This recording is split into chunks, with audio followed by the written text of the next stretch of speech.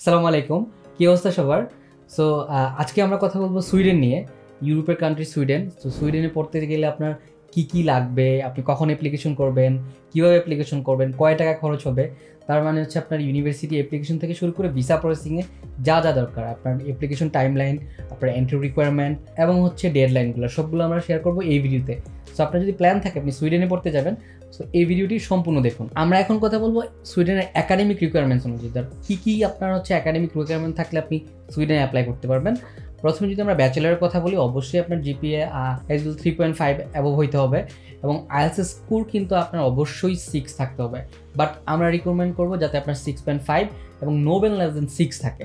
আর যারা মাস্টার্সে যাবেন তাদের অবশ্যই আপনার সিজিপিএ 3 এর অ্যাবভ হইতে হবে এবং আইএলটিএসে অবশ্যই 6.5 থাকতে হবে। বাট কিছু কোর্স, যেমন বাংলাদেশের কিছু প্রাইভেট ইউনিভার্সিটি এবং কিছু পাবলিক ইউনিভার্সিটি আছে যাদের ইংলিশ প্রোগ্রাম এবং কিছু মেডিকেল কোর্স আছে যারা হচ্ছে এমওয়াই অ্যাকসেপ্ট করে।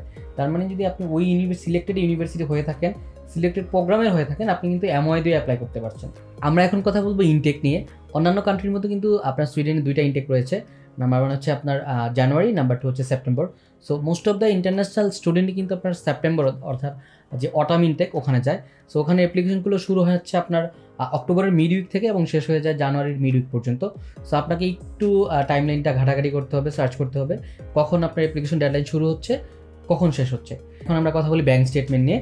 সো ব্যাঙ্ক স্টেটমেন্টে যে জায়গায় সুইডেনে কিন্তু খুবই কম, আপনার 18 থেকে 20 লাখ, মানে এক বছরের জিনিসপত্র দেখাইলে হয় আপনার কত টাকা টিউশন ফি থেকে শুরু করে আলাদা।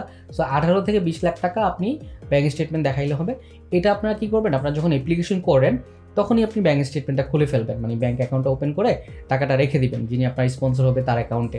সো ব্যাঙ্ক স্টেটমেন্টে প্যারা খাওয়ার কিছুই নাই, খুবই কম একটা অ্যামাউন্ট। এবং মজার ব্যাপার হচ্ছে সুইডেনে কিন্তু আপনার স্পন্সরের ডকুমেন্টস তেমন কিছু লাগে না, শুধু ব্যাঙ্ক স্টেটমেন্টটা হইলেই হয়। তো এখন আমরা কথা বলছি টিউশন ফিজ নিয়ে। টিউশন ফি নর্মালি ব্যাচেলর প্রোগ্রামে 10 থেকে 12,000 ইউরো হয়ে থাকে এবং মাস্টার্স প্রোগ্রামে 12 থেকে 17 থেকে 18,000 ইউরো পর্যন্ত হতে পারে, depend on the university and the program. So আপনাকে একটু নিজে ঘাটাঘাটি করে বের করতে হবে আপনি কোথায় অ্যাপ্লাই করতেছেন, কত টাকা আপনার টিউশন ফিস। সবচেয়ে মজার ব্যাপার হচ্ছে সুইডেনে কিন্তু আপনি এক সেমিস্টার টিউশন ফি দিয়ে যেতে পারবেন। অন্যান্য ইউরোপের যে কান্ট্রিগুলোর মধ্যে কিন্তু আপনাকে এক বছরের ফি দিতে হবে না, অনলি 1 সেমিস্টার। তার মানে যদি 12,000 হয়ে থাকে তাহলে মাত্র 6,000 ইউরো, 14,000 হয়ে থাকলে 7,000 ইউরো দিয়ে আপনি কিন্তু ফ্লাই করতে পারবেন। সো এখন আমরা কথা বলতেছি লিভিং কস্ট নিয়ে। আমার থাকা খাওয়া নিয়ে আসলে কত টাকা লাগবে, এটা কিন্তু একটা গুরুত্বপূর্ণ ব্যাপার। নর্মালি 700 টু 1200 ইউরোর মধ্যে আপনার হয়ে যাবে। ডিপেন্ড অন ইউ, আমি এর আগের ভিডিওতে বলেছি আপনাকে আসলে আপনি কোন স্টাইলে আপনার লাইফ লিড করবেন এটা ডিপেন্ড করে আপনার উপরে। আপনি 700তেও থাকতে পারবেন, আপনার 7,000ও থাকতে পারবেন।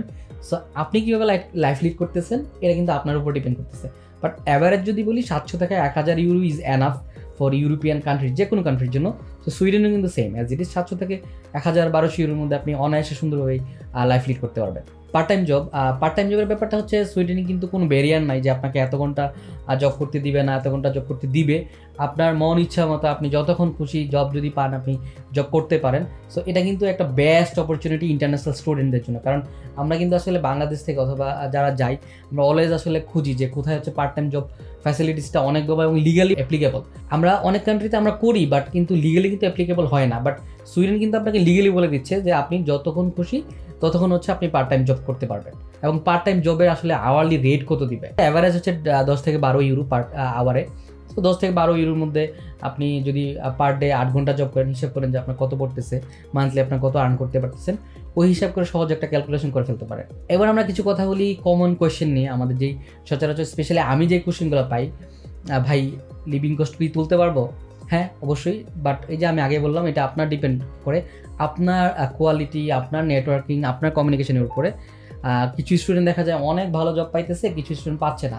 সো কেন পাইতেছে কেন পাচ্ছে না এটা কিন্তু আপনি নিজেই বের করতে পারবেন। আরেকটা হচ্ছে স্পাউস কিডস নিয়ে যেতে পারবো কিনা, অবশ্যই পারবেন, স্পাউস এবং কিডস নিয়ে যেতে পারবেন। আরেকটা মোস্ট কমন কোয়েশ্চেন হচ্ছে টিউশন ফিজ আমি সম্পূর্ণ দিতে পারবো কিনা অথবা আর্ন করতে পারবো কিনা।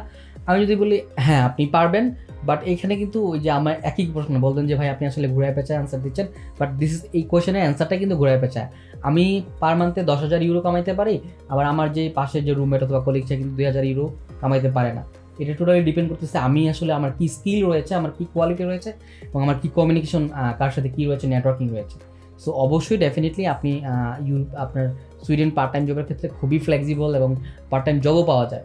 সো অবশ্যই আপনি আপনার টিউশন ফি এবং লিভিংটা একটু কষ্ট করলে অ্যারেঞ্জ করে ফেলতে পারবেন। এবার আসেন হচ্ছে পিআর এর জন্য। পিআর এর ব্যাপারটা আসলে কীভাবে কি, পিআর এর নর্মালি হচ্ছে আপনি সুইডেনে যদি 2 বছর মাস্টার্স করেন, 2 বছর মাস্টার্স করার পরে আপনাকে 2 বছরের পিএসডাব্লিউ দিবে। So in the mean time আপনি জব ম্যানেজ করতে পারলে, আপনি 3 বছর যদি সুইডেনে লিগালি জব করেন এবং আপনাকে একটা মিনিমাম ওয়েজ আছে, ওই ওয়েজটা যদি আপনি আর্ন করতে পারেন, তাহলে কিন্তু আপনি পিআর এর জন্য eligible. As it is bachelor প্রোগ্রামে পড়ে আপনাকে একটা নির্দিষ্ট টাইম ফ্রেমে পিএসডাব্লিউ দিবে, দেওয়ার পরে যদি আপনি 3 বছর জব করেন তাহলে কিন্তু আপনি পিআর এর জন্য অ্যাপ্লাই করে ফেলতে পারবেন। সো যাদের প্ল্যান থাকে যে ভাই আমি ইউরোপে যাবো অনলি পিআর এর জন্য, সে কিন্তু Sweden one of the best country. কারণ হচ্ছে এখানে আপনি মাত্র 3 বছরের জব করেই কিন্তু পিআর এর জন্য অ্যাপ্লাই করে ফেলতে পারতেছেন, যেখানে কিন্তু ডেনমার্ক কিন্তু আপনার অলমোস্ট 7 ইয়ার্স to 9 ইয়ার্স লাগে আপনার পিআর পেতে। আপনার এই পথের যাত্রায় যদি আমাকে কোথাও কোনোভাবে হেল্প লাগে, আপনি আমাকে যে কোনো সময় নক করতে পারবেন, আমার কন্ট্যাক্ট নাম্বারে, আমার হোয়াটসঅ্যাপ নাম্বার, আমার পেজ এবং আমার ইউটিউব চ্যানেলে। সকলকে ধন্যবাদ আমাদের সাথে থাকার জন্য।